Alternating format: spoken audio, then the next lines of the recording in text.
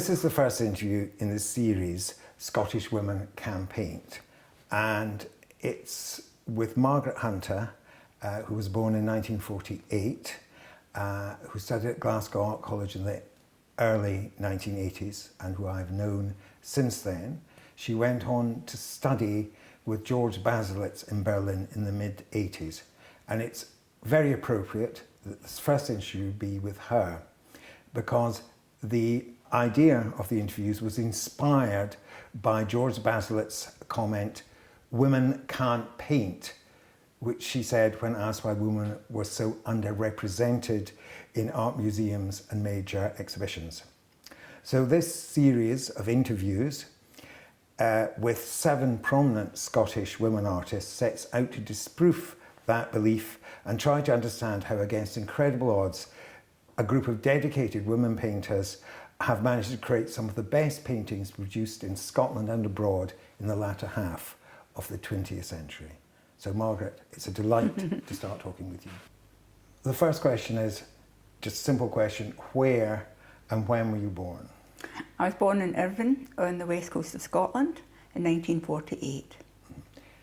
But also something that I didn't know before, you told me when we were talking that you spent your childhood some time in Africa, which it seems to me is evident from your work that it must have had an influence on it. Can you tell me about that time?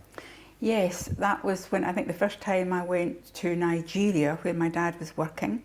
I was 11, and the following year I went for a year, so it was quite a time, and I was 12. And we were in Nigeria up in the north, the very far north, in the bush really. So neighbours, European neighbours were probably about 100 miles away. And it was a very influencing time for me, because obviously people didn't travel during that time, fly on exotic holidays and so on. So to be catapulted from the west coast of Scotland to Nigeria was quite an experience.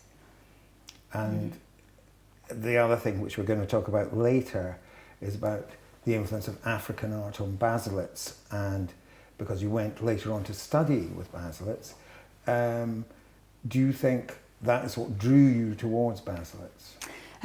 It didn't, that's not the reason. I didn't immediately, for instance, know that he had a collection, a very famous collection of African art. And I did see his work the first time. That was in the Stedelijk Museum in Amsterdam on an art school trip. And I particularly remember going up these steep stairs and just getting a vision of a huge painting hung high of a single figure of this Baselitz exhibition. And I was absolutely bowled over, I was absolutely amazed, and it obviously struck a chord, but a chord deeper maybe than I even understood myself at that time.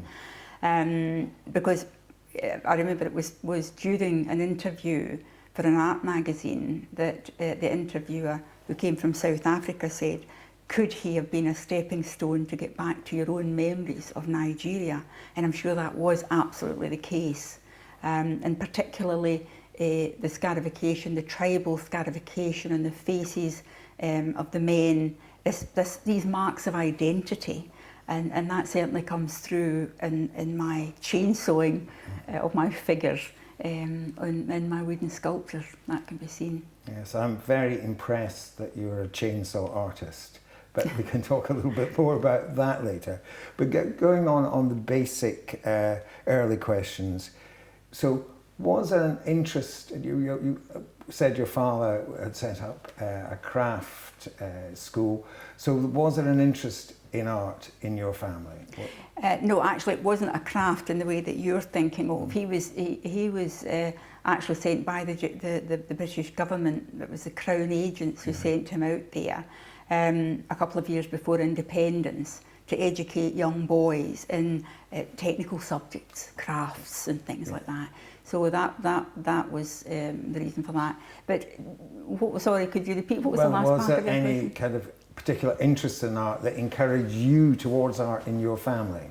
It didn't. I didn't need to be encouraged by the family, because I was always drawing, and that talent lay in my father's family, and all of my aunt, my uncle, my grandfather, all painted or drew in a hobby way. and no one took it as far as me, actually. So that was my third question, whether anyone else in the family, and indeed they were interested in it, not professionally, but obviously they cared about it, and that was passed on to you. That talent was there and you wanted and needed to, and I felt I was always drawing. And my granddaughter too, by the way, who is extremely good and always drawing.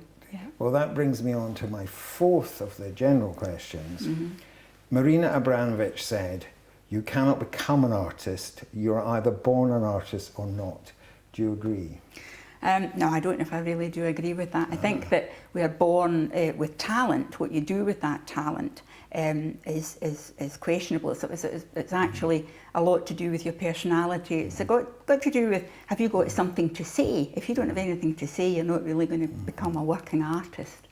Yes, but I suppose I was thinking of the family influences. For instance, Caroline McNairn, who we'll be talking about in another of the conversations, she came fourth generation of artists, professional artists or semi-professional. So she said she had no choice in the matter. She was destined to become one. But to go on, the other really interesting thing about you is about art school. We're going to ask everyone about their art school training, but yours is perhaps one of the most interesting. And the fifth question is, did you go to art school? When and where? I know how interesting this answer will be, so tell us about that. Well, I suppose it started off, I just presumed I would always go to art school when I was young, because this was my talent and it was what I was good at in school, and I had no question about it until I got to 16 and my parents went to visit the headmaster to explain this to him. She wants to go to art school, and he poo-hooed the whole idea. He said there are no jobs for women, I should forget about this was nonsense. There was only one boy who was maybe fit to apply for art school, so I should forget all about it. My parents obviously took his advice. And at that stage, I wanted to leave school. I had no interest anymore. I was 16, got a few O-levels, and went into a drawing office, to a tool drawing office, an engineering company's drawing office. Sorry? Technical drawing office. Technical drawing office. And I enjoyed that insofar as I had a great huge drawing board. And I was using a pen all day, but it was technical drawing. But I was allowed to make posters and things like that as well. So after that I was attending small hobby classes. I got married very young. I had my 2 children very young. So by the time I was 22, I had 2 babies, 2 children. And when I really stopped drawing then, it was the only time really at that stage that I wasn't drawing and painting. There was simply no time to, close together babies. And then maybe when they were about 4 or 5, I started to go to an art class, and once a week. And that went on for years until I decided when I was about 28, I would have a go at my higher art, and went to a local college where the tutor there said, "Oh, Margaret, you would have loved art school." But I said, "But I'm too old now, I'm 28. And she said, "Oh no, you should maybe have a go at building up a folder." And I thought, oh, I could do that. And so that went on until I was in my early 30s, got my higher and my higher and A-level art, and wanted to apply then for the art school she'd suggested. But then she told me, but of course it's difficult if you don't have the academic qualifications, which I didn't have. But they took 7% if your folder was extra good. And that's how I came into the Glasgow School of Art. And by that time I was 33 years old. And so at the interview, they looked at your portfolio of work, and it was really on the basis of that you got. It was on the basis purely of my work. And so that was brilliant. I couldn't believe it. I really did not expect to get in. I mean, I had been at Edinburgh Art College in the mid-70s, and I know how rare it was then for a mature student, and actually often how isolated they were. So I'm thinking, I visited you when I first got to know you when you were a student at Glasgow Art College. Did you feel welcomed by the other students, or did you feel a bit of an outsider? No, not really. We came from all over. That was the other thing, that there wasn't sort of groups who knew each other to a certain extent. And no, not at all. The only reason I did feel handicapped when we went up to register, and people were filling in reams of their qualifications, and I had my few O levels, and I did feel, I thought, oh my goodness, this is awful. And then we were showing some of the dissertations that people had written. I thought, oh no, I thought I was only coming to paint here. I don't know about this. And after that, I think the following year we did an extended essay, and I interviewed people, you know, absolutely continuously, and came up with one of the top marks. And then I felt, oh, that's fine, I can breathe again, I don't need to worry too much about that. Well, it's the whole question of academic qualifications, not actually proving that you can do anything creative or worthwhile. And I may say your present writing and statements I read are marvellous. And I think you explain in those your art very well. Going back to art school, so did you, I'm thinking again of the female element of what we're talking about, did you have any particular female friends above male friends? What was the... I had male friends and female friends. I think the two main female friends actually came from the islands. And I very much feet in the ground. And I think with them I felt much closer in thinking and talking. And I was friends with them almost throughout. And then a very charming, witty guy who was actually physically handicapped. He had a caliper. And had a great sense of humour, and he was a friend for a long time. Yeah, I was going to say, did you stay friendly with some of them after art school? Yes, I have, just after art school until things sort of fizzled out. And what about influential female tutors? Were there? Well, in the early years there was one that I liked. She was good and she was encouraging. And when we went on to decide which tutor would you like to study with, we were told that if you choose your tutor, if you feel as though you want to change, it's no problem at all, you can. And I just thought, well, there's strong Barbara Ray, she's doing it for the women. We'll go into Barbara Ray's studio. But Barbara, she's a good painter and I liked her paintings very much, was often in sabbatical. She was really carrying on her she was career. Very ambitious. Very ambitious. She was carrying on, and when she did come in, I'd been working really hard, and she said, great Margaret, more of the same. And then I thought, oh, wait a minute, it's not really enough. And then I thought, I think I have to change my tutor. And although they said you can, I don't think anyone ever did.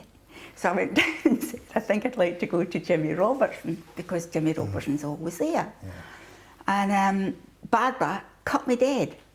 She would walk past me in the corridor, and we'd been a bit friendly actually, we were kind of nearer ages as well. I'd been in her home.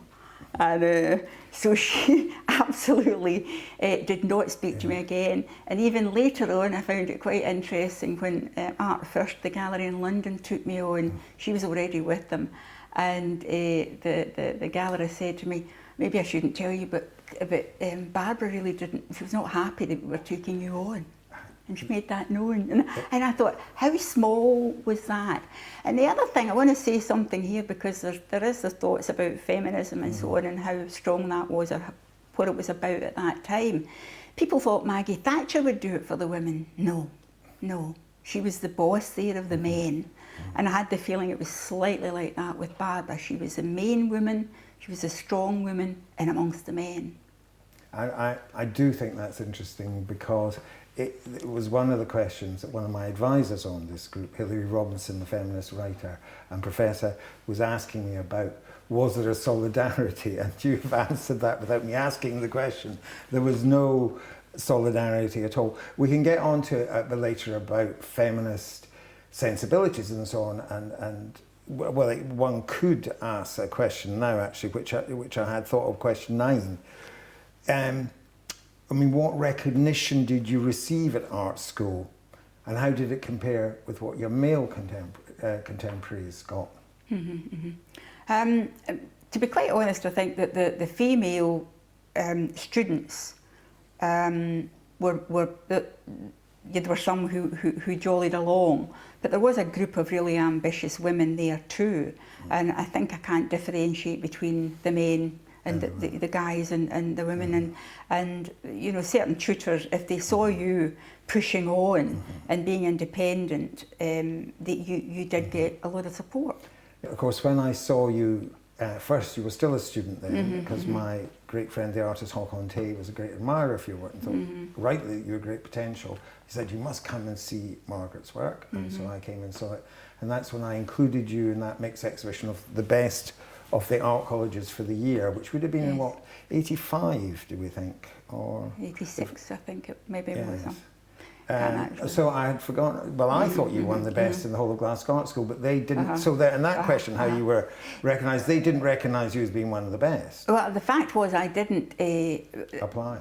I didn't apply. I didn't. No, I had no thought about staying on for that year there. And in fact, I want to just mention here, I went through a divorce at the beginning of when I was studying. Had to leave. We had to leave our home. We really became homeless. Me and my children. This was while I was at the art school, and we existed on an art school grant. That was all of our income. Anyway, well, it's not quite beside the point, but it was added to it at the time. Yeah, I know, you've gone through an incredibly difficult situation to get where you got, and that's why I always admired you. But the other thing that But do you think a woman has to go, the question, so therefore, you know, does a woman artist have more difficulty possibly than a male artist than doing that? I mean, you were looking after children, you had all those issues. I think that was mainly really because of my circumstances, the divorce, etc. But I was in hospital for a month or so, and then couldn't get back up to the art school afterwards. And I did ask if I could repeat the year. I was really worried about this. Generally in the art school, I went a little bit later after the children went off to school, and I came home earlier than everyone else. And so I felt as though it was tight for me, that time there, and I wanted every moment. And I was told, no, Margaret, you're doing fine, you're not going to repeat the year. And so I wanted a postgraduate year, and I never thought in an instant that I wanted it in. I was already set up. I was already set up in Berlin. Well, that was a question I was going to ask next. How did you get to Berlin? You said just earlier that seeing that Baselitz painting in the Stedelijk blew you away. And I can feel exactly the same when I saw Baselitz in the Chicago Art Fair in the early 80s and saw them in various other museums in Europe. I was blown away as well by Baselitz. So I could see that. So from that moment, had you decided it had to be Baselitz? Well, the first thing I did was I forgot his address and I wrote to him. He lived in a castle near Hildesheim, which is not far from Hanover. I wrote to him and said it was the best exhibition that I'd seen. I was on an art school trip from the Glasgow School of Art. And I was absolutely amazed. I got a reply. And I was saying, Baselitz. Well, it was actually more the reply. It was from his secretary with a card from him. He'd written a card saying, all the very best for your own future, etc. And so that's when I thought, this is a man I have to study with. He discovered that he was at the art school in Berlin. And I thought, I must get to study with him. And I did everything that I could in the art school, asking around. You know, there's a lot of lip service about help that you'll get, you know. Keep me posted, Margaret, you know, as they shuffle past, you know, look at you in the eye, you know. Oh, did you find out any more? And oh, but we're trying for you, you know, and all this sort of stuff. And at the end of the day, I applied, actually, there's one of the knockbacks. I applied for an academic exchange. And in fact, it took me ages to get this thing all written up with recommendations, etc. Sent it off and it came immediately back. And I thought, oh, maybe it's the wrong address. Opened it up and I was told I was too old. And this was an academic exchange. Who did you send it to? I sent this to the academic exchange people in London, the office. In London, yeah, I see. Yeah. And I was so enraged. I mean, I think this is where being a mature student and being maybe by that time a bit assertive. I went up to see the head of the art school and I said, this is ridiculous. I've been handicapped all the time here. I've got children, I've worked hard and I've done well. And I said, I don't see why I should be now, you know, penalised by this. And he, absolutely not, Margaret. So he got on the phone and he said, and she's hoping to be studying with George Baselitz. Oh, well, if she can get a letter from George Baselitz saying he wants her as a student, so they were nobbling me, handicapping me there, then we will reconsider. We will send her with her. So anyway, my sister lived in Frankfurt and spoke perfect German. And I said, Norma, you've got to phone this castle. Don't ask to speak to him because he's a bit of a recluse. Ask for his secretary and explain, I need to get an appointment, I need to see this man. So she called the castle asked for the secretary. No, I'm afraid he's off on holiday, he's not here. Oh, this was very spontaneous. Oh, my sister Margaret, she's so keen to get an appointment with George Baselitz, you know, for an interview to see her work. And he said, well, I am he. So if she comes next week to Berlin, I will look at her work. So anyway, I think the following day, the head of drawing and painting came up and said, Margaret, you can forget about it. Forget about Berlin. Because we've heard that they're trying to redirect people to other colleges, universities, they're just inundated in Berlin, forget about it. I said, I don't really care about that anymore. I said, I'm off next week to see George Baselitz. So I just loved that. I've known you all these years and I never knew that story. It was brilliant. And my sister came from Frankfurt in case of translating. Yeah. And it was really good. And this guy standing there, and he wears he looks like an English country gentleman with his three-piece kind of worsted kind of style suit. He's got a scar, he had a shaved head, he's got a scar above his eyes puffing away a cigar. And he's the boss, he's the Meister. And so I showed my work, and he decided he thought it would be good. He thought it was academic, and he said, I think it would be very good for you to study with me. So that was fine. So I asked if he would give me a letter to that effect. Yes, he dictated the letter. Then we couldn't find a secretary to type it, and his assistant was running about the art school looking for somebody. And Norma, my sister, said, I can type. And Norma typed up the letter, got it in my bag, and we went and celebrated. And then I zoomed back to London next day, threw this letter into the office, opened a bottle of champagne when I got back to Scotland. I think it was a birthday present, and thought, who's gonna say no to me now that would be in this jury to decide? And I thought I'd got it, and then I phoned and I made sure that they'd got the letter. And yes, but you do not have. Well, we cannot send it on. I said, but you said that if you got a letter, no, you do not have the German language at time of application. I said, if I get the award, if I get the stipend, I will be able to go and do a course at the Goethe Institute, and I will have a good basis. And I know that they send people before even you take up your study, you're sent for training. And no, we can't. And I said, but you wanted a letter. We cannot send it on for you. And I said, in that case, you send me my letter back. And I thought, I'll send it on to Bonn, which was the most stupid thing that I could have done, because they just didn't send it back until it was too late. So there I was with I had no money, but I had the acceptance. And so after that, while I was writing up my dissertation, I was writing out begging letters to every beer company, every whiskey company, anywhere and everywhere, trying to get, and eventually I got what from the Scottish International Education Trust, Sean Connery. I got some money from them, I got money from here and there. You're the only person I know who ever got money from that Sean Connery Trust. Really? Well, that's like my story. And then I won an award, a painting sort of, how could, from American Express, how could travel, support your study? And of course, I sent them my story and won some money there as well. So I made it just exactly. But of course, when I got there, my that was about it. Hello. Auf Wiedersehen. Very, very limited German. Well, when I came and stayed with you, at least on one occasion, it's all a bit of a blur some my time in Berlin in the 80s. I made several trips, but I remember one occasion when I came, and you were seeing that which you still have in Berlin now, that marvellous shop front with the flat behind it, with, at that time, was to become your first husband, Joachim, there.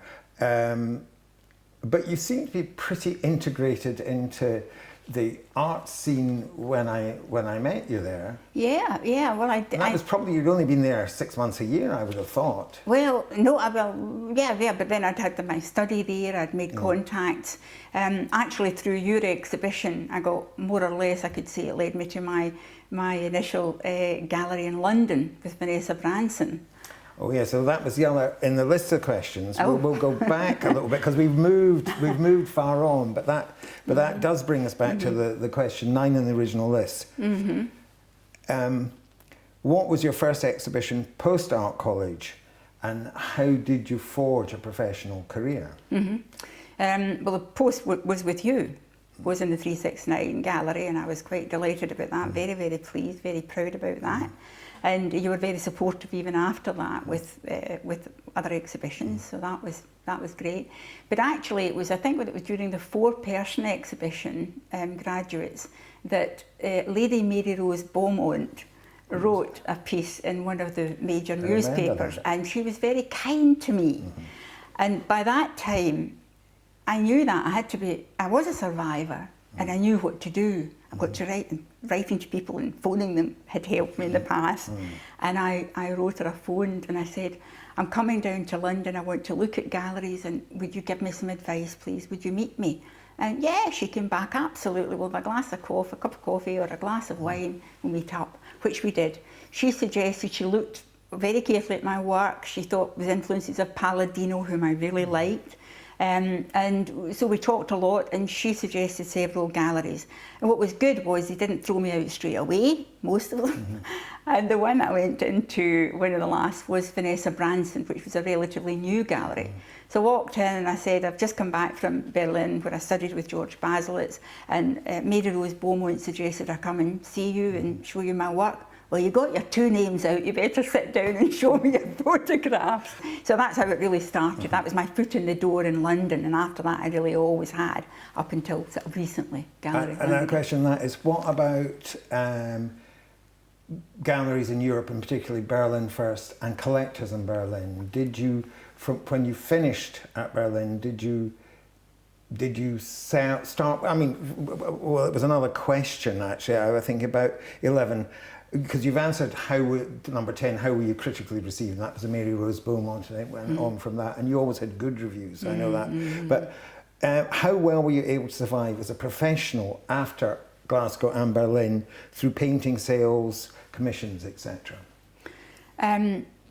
Well, very well through the galleries. In Berlin, that was where I sold a lot of private work, really. But just to go back on that, really, after the study, I went with Joachim back to Scotland, and we were about 6 months there, or 5-6 months, and then back again to Berlin. So after that was the situation. It was months here, months there, and the children were 16, 17, so on, 18. I think it was parties went on in the house you visited. It was just as well I probably didn't know about them. But anyway, that's how things go.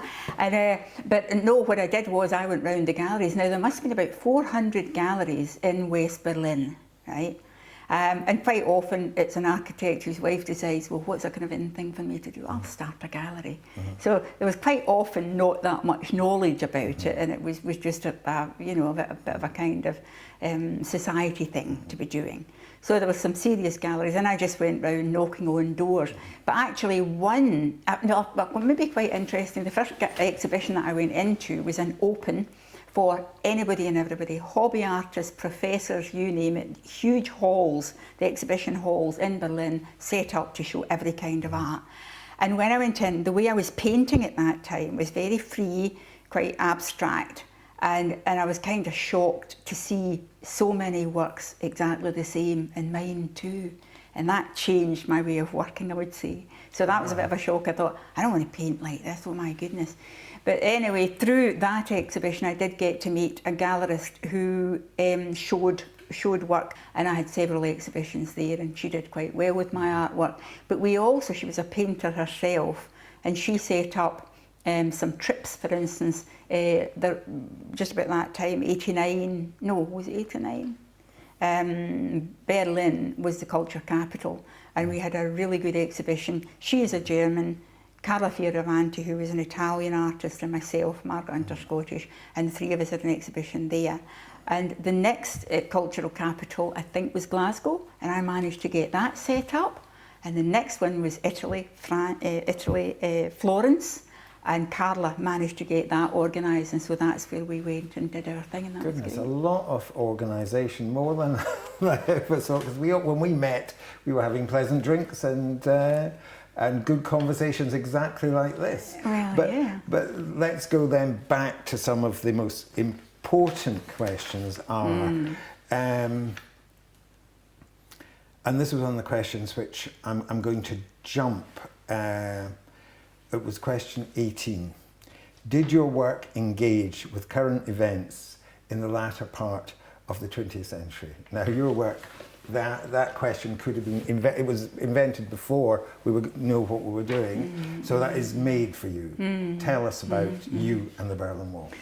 But the Berlin Wall, anyway, life obviously in West Berlin was dominated by the wall. It was dominated insofar as there was great freedom being within the city. I don't know if you know that it was a city of students, lots and lots of students, because after Draft the war, dodgers, people also used to say. After the war, it had been a city really of old people and mainly women. So the government had to keep attention on West Berlin. Otherwise, this was what the Soviets wanted to do.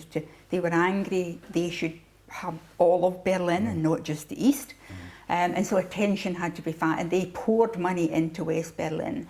And so young boys could avoid conscription by going there. Everything was set up, lots of subsistence. People, actually, there were companies who maybe brought clothes into West Berlin to get buttons sewn on them because of the tax concessions, things like that went on. So it was a great place to be, everything was laid on. And but the fact was we were in a big prison as well, because anywhere you would go, you were going to hit against that wall.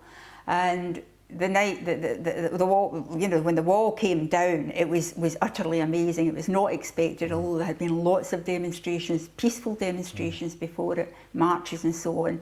But they'd been going on for a long, long time, and it just so happened. It was a components coming together at the right time. Gorbachev, Honecker getting a bit dizzy in a way, not being fully there, I think. So lots of things came together. And when the wall actually fell down, there was Gorbachev had said, let the people travel, let them travel a bit, allow that. And so, a big, huge press conference, the world's press was there, and I think it was the foreign minister was asked, well, when can they travel then? And I don't think he really knew. He kind of looked round and he said, well, I suppose from now. Well, the people just upped and rushed to the gates, and at Bernauer Strasse, that was the first place where there was a kind of standoff where these crowds were all there, and the three people who were on this gate didn't know what to do, and eventually they just took their own initiative and opened the gates and let them out. No one was giving them instructions, and that was that was how the wall came down. Most people had to get out as often as they could. Some people had a little house, a little shack or whatever in West Germany. You had to go along the transit road, but that was again such a performance to get out of West Berlin. But when the wall came down, then it was maybe a month or so afterwards, I was approached to make a painting on the wall along with about 100 odd artists. And I immediately said yes. I mean, I didn't even think about it. And went along and managed to got paid. By that time, I'd actually learned that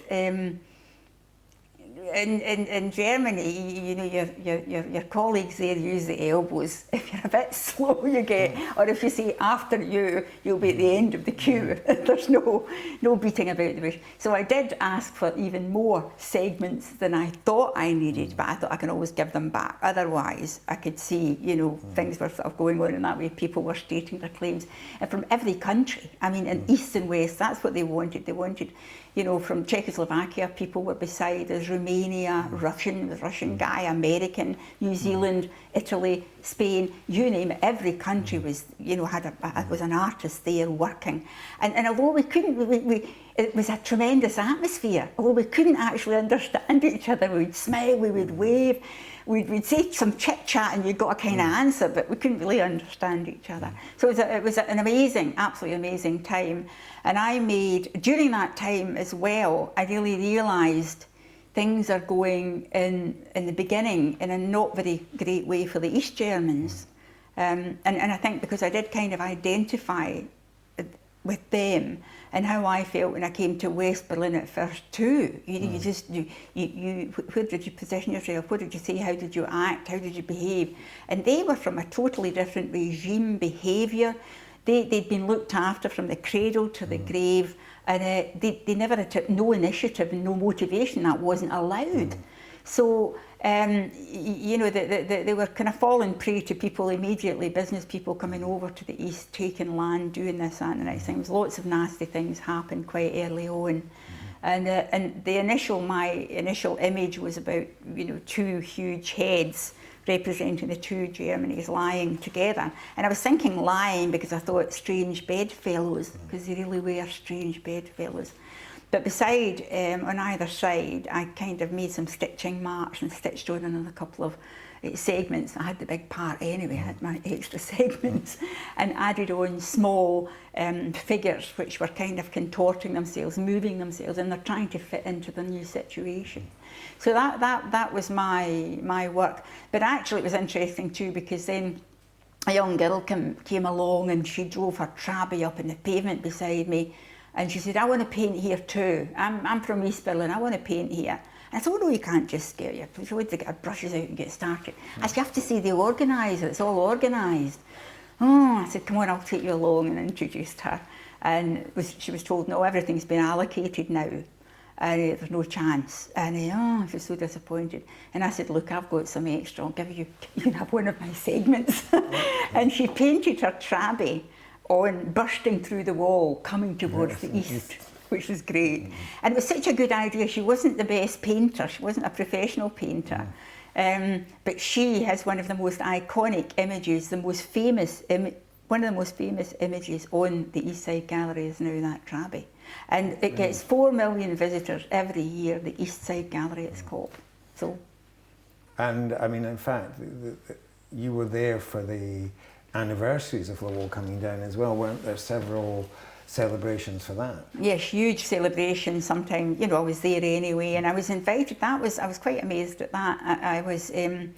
I knew that there had been there was a calls out in the newspaper and art magazines, but all over the place, for witnesses of the time. Did you experience, how was it? This was for the 30th anniversary.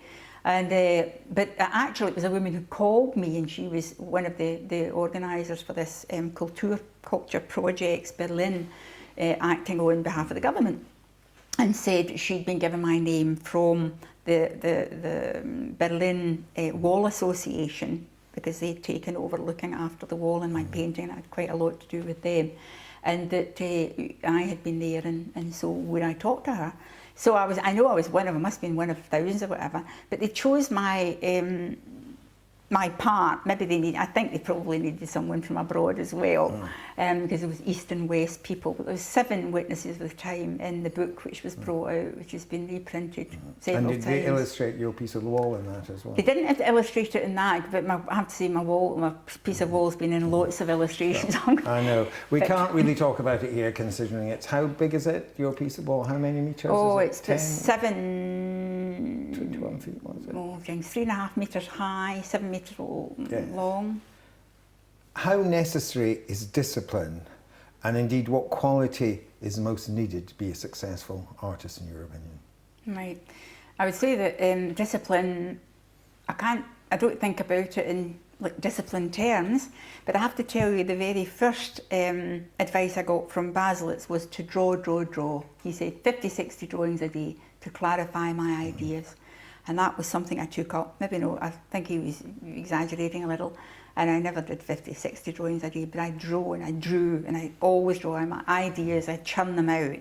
And then I'm looking later and I'm seeing, what can I do with this? How will I take that further? Will it become a bigger drawing? What will it look like? Will I paint it? And it goes on like that. So it never really stops.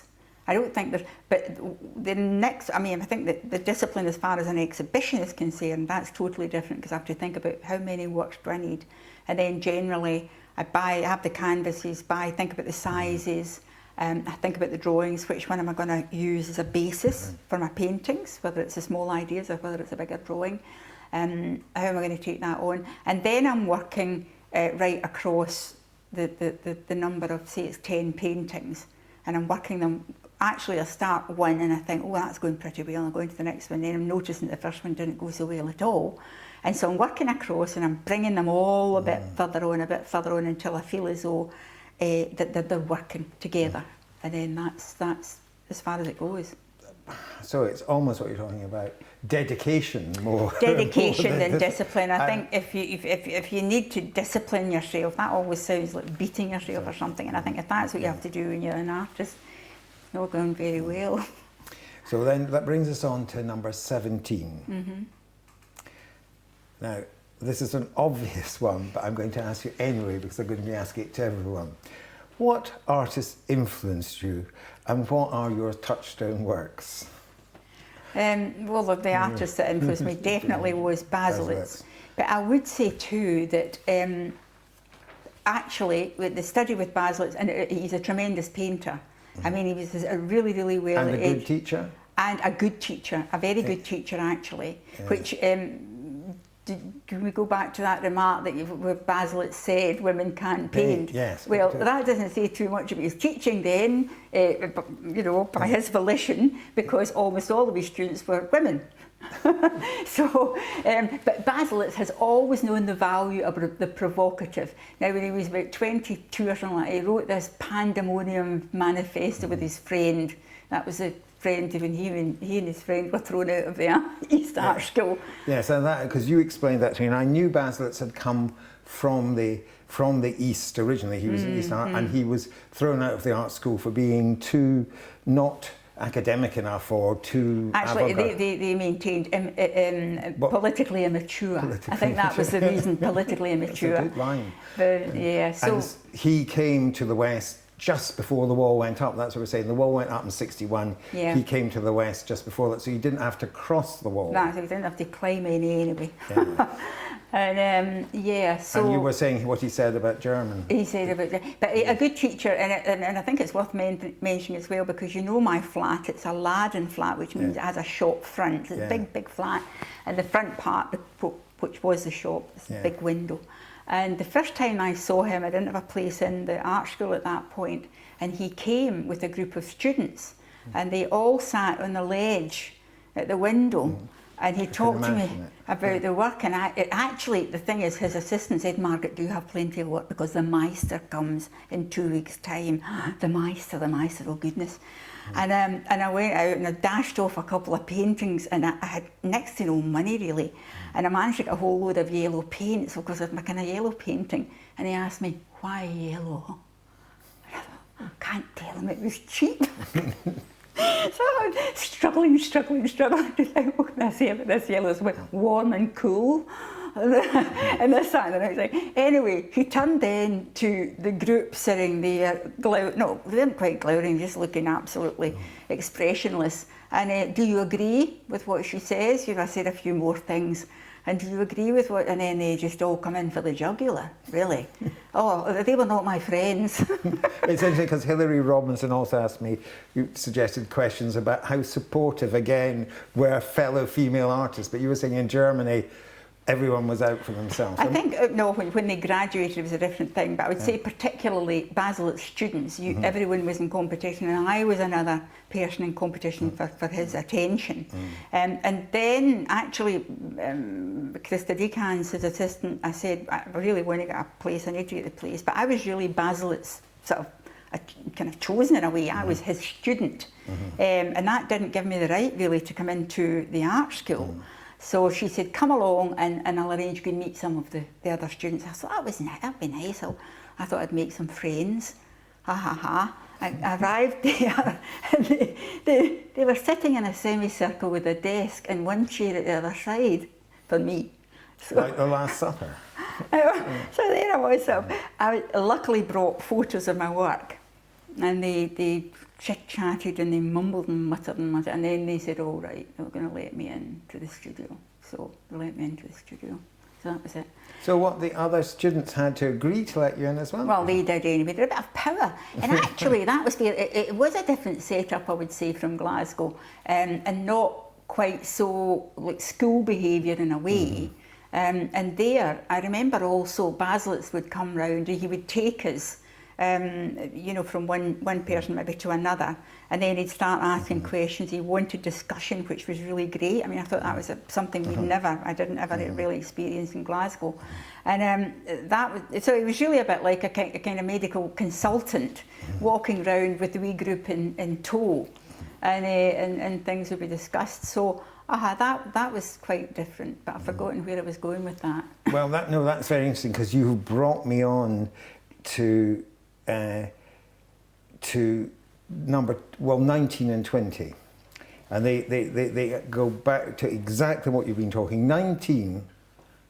To what extent did you identify with your contemporaries and feel part of the Scottish art scene? That's the first part. And the second part, 20, did you consider the Scottish art world too insular and seek to broaden your experience through international connections and exposure? And indeed, that's really what you thought, isn't it? I didn't feel myself so much part of the Scottish art scene, because I did leave art school and I didn't go straight to Berlin. And the other thing was, then I tried to get shows in London, which happened. I did know some artists in Scotland, some that I admired, I liked. Talking about the competition in Germany, I have to say that I looked after myself. I was there to try and get exhibitions for myself. But anything that I'd done or sort of finished with or could change for someone else, I definitely passed on and arranged quite a few different exchanges, whether it was a student coming from Berlin to Glasgow. Yeah. I did get a studio through I was awarded the Karl Hofer Gesellschaft stipendium after my study, which meant 2 years of free studio and a bit of support as far as exhibitions go. And at the end of our term, we had some exhibitions. At the end of our sort of term time, they didn't have a place abroad to let us have an exchange with.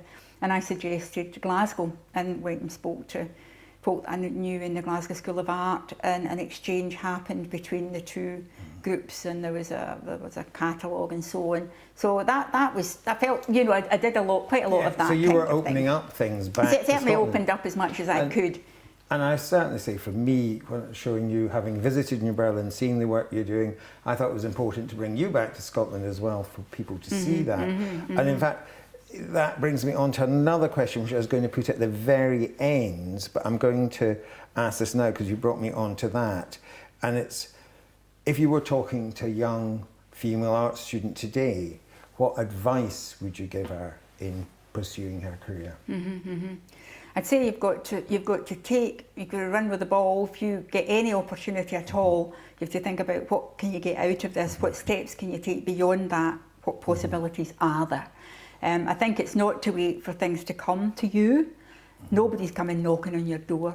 That happens very, very seldom. And then that's happened sometimes if you're a group, like the English conceptual artist group, where they're taken up and made a lot of, because you get loads of newspaper articles, editors write about, the critics write about them, and everybody can make a bit from them. But an individual artist, it's a different story. So yeah, I think that you've just got to do as much as you can. Go along, join things. I mean, I would say that's, but it's a lot easier in Berlin, Germany, because I belong to two art associations. I belong to Bildkunst, the copyright people. There's always something that can come your way in that. Maybe not so fantastic, might be a group exhibition, but you make friends. That's the big point as well. You might meet an artist you feel well with, and as I did in Berlin with the two women artists. I was going to say, do you think there's a camaraderie between women artists, or can it, were you talking about the Barbara Ray thing, can it actually be a danger? I think that there's always, I mean, I've had every kind of experience. I had an exhibition in the Talbot Rice Gallery, three women artists, the corporal sort of, body exhibition, I've forgotten the title of it now, Bodies of Substance. And I noticed that Azada Kukar, the Turkish woman artist, she was a professor and was very adept at it. Now she managed to get, with her hanging objects of figures, she suggested she probably would have to have them hanging from the ceiling. Now, I don't know if you remember what the ceiling, how high it is in the Talbot. It's immensely high. So you've got the technicians crawling across rafters up there to hang her work. It looks great. Do you think they're going to go back up there again? She's asserted her position.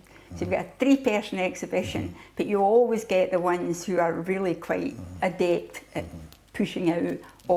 And after that, we had a couple of kind of small head-to-heads where I said to her, she said, we're all different, we are 3 people, we have to show that. I said, it's a group exhibition.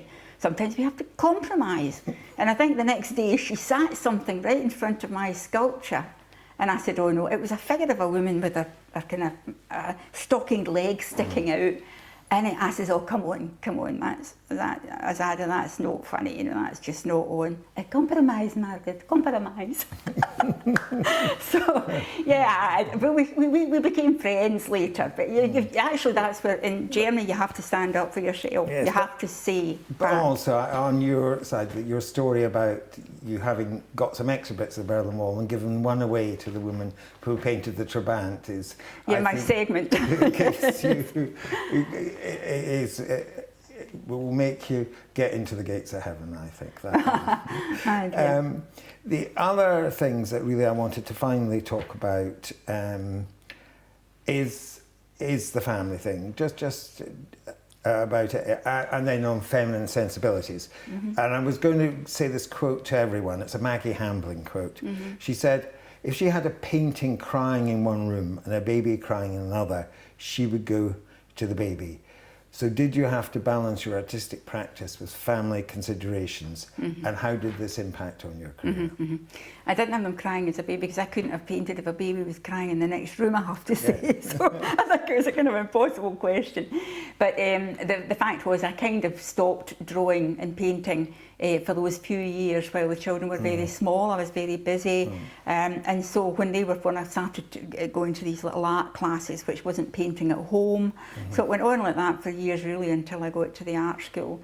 And then by that time the children were starting secondary school, and you know, things, but the fact is my children had to be more independent than others, and they were independent, and they've both done very well with their lives. And I think that I'm not saying it's a suggestion or it's a good thing, but I don't think it. So no regrets, but also in that way, do you think that made you stronger, that you had to fight through that to get your things? You know, because you really had to fight to get to art school. I had to fight lots of things, like even being divorced in a small village, because at that time I was one of the sort of early ones divorced in a small kind of this very nice world there of Fairley. And I remember I applied to, I think it was at the Rotary Club or some kind of round table or something, a group of men, to support local people for whatever. And I wrote to them, and they were very, very sorry, but they really couldn't help me. But actually somebody told me later on, you were divorced. And I thought, oh my, see, if I'd known that at the time, I would have gone back and I would have challenged them about that, because that was it. Just when things were so hard, there was a lot of knocks. But I think that's what saw me through Berlin. I think that you've got to stand up for yourself there. You really do. I mean, it is that question that we were talking about earlier, and is really part of this whole thing, that, you know, the question, did women have to try, women artists have to try? I would think it's evidently so. I mean, this whole idea started for me to explore this, because I met Judy Chicago in the 1980s, kind of founder of American feminism, and over more than half a bottle of tequila, and we were talking things, and she had stated that even though at that point in the 80s, late 70s, 80s, more than half the women coming out of art colleges then, or around half, people coming out of colleges were women, graduates, only 8% were in, you know, professional exhibitions. Now that's changed, it's got a bit better, but in your day it was at the difficult time. And my final question for you is number 24. When Carol Gibbons was described as the greatest living Scottish woman painter, she replied, leave out the woman bit. Do you believe there's a particular female artistic sensibility, or is it a matter of personal experience, ability and opportunity, whether or not you're male or female? I think it's all those things you just said. I think it's really, you've got to, everyone has got to do their own thing, and I didn't ever want to be actually into particularly groups of women artists because of feminism or whatever, or we're going to stick together here. I wanted to be just an artist. I was an artist. I only looked for myself in that, only looked inward. And actually that's a little thing that was, I think, extra there about going to Berlin. I had no one to resonate against. I couldn't hardly speak the language. I could only express myself through my art. And you know, there's a lot of self-reflection. I was on my own, and I wasn't looking for crowds to go along with me or to support me. No, and I mean, it's evident from all the things that you took those opportunities. As you said earlier, ability alone isn't enough. You can have the ability, but if you don't take the opportunities, look for them. I mean, as who was it said, you know, there's no such thing as luck. It's just being bad luck. It's just being ill prepared. And you know, you were fought your way for all of this. Well, Margaret, it's been a delight to talk to you again, and interesting that even though I've known you for more than 40 years, there are things here that I didn't know, and now they're going down for posterity, and will be a great help to young Scottish artists in the future, I'm sure. So once again, Margaret, thank you very much.